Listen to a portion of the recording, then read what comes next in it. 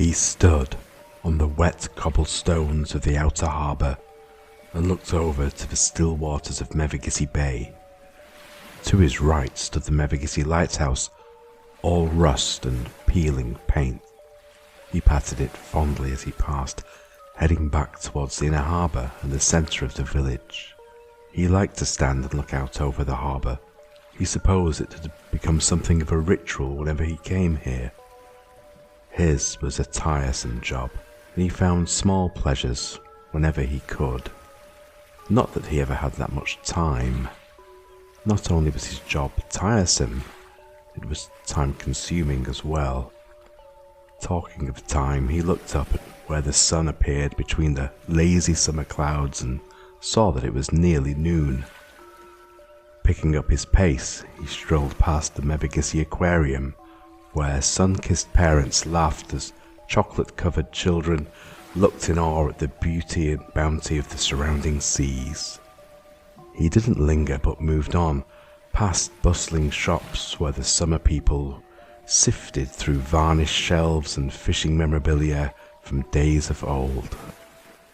Nobody noticed the backpack casually tossed under one of the many tourist-filled benches.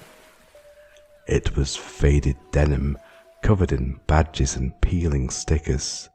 He supposed many believed that could well belong to one of the many people by their side, enjoying a lunchtime pasty or a vinegar-soaked portion of fish and chips.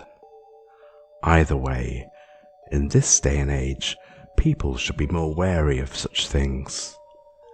He shrugged and moved on. Such things were none of his concern.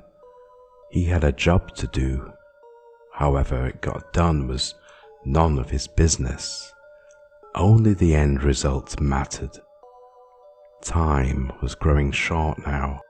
He could feel it in his bones. Nevertheless, he couldn't help but stop at an ice cream parlour, a little emptier than the rest, and admire the many flavours and colours that lay behind the glass like ice-shrouded flowers. Reluctantly, he turned away and found an empty seat, a rarity in itself this time of year, and looked out at the boats that rocked to and fro on the still waters of the harbour. The explosion came seconds later in a roaring fury of fire, metal, stone, and blood. In the aftermath, survivors screamed and bled, children wept, fathers groaned, and mothers screamed their children's names. He stood, untouched and unfazed by the devastation about him. Turning, he straightened his robes and picked up his scythe. Winter was usually his busiest time in such a small, quiet place, but he had a feeling this summer was going to be a real bitch. You've been listening to Clotted Cream, short story by Dale Drake, here at Dark Library Stories. Thank you very much, and we'll see you on the next one.